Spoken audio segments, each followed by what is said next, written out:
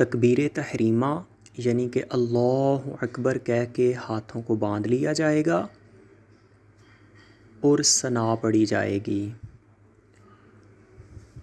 ثنا پڑھنے کے بعد پھر 2 تکبیرات کہیں جائیں گی اور ہاتھوں کو چھوڑ دیا جائے گا۔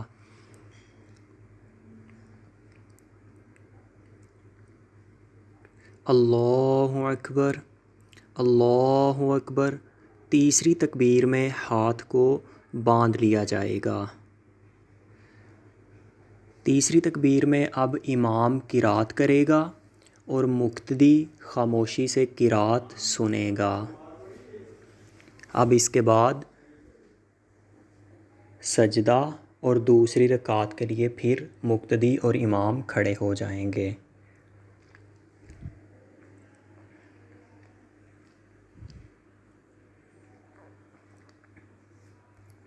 دوسری رکعت میں پھر امام قرات کرے گا سورۃ فاتحہ اور ساتھ سورت ملائے گا اور تمام مقتدی خاموشی سے قرات سنیں گے۔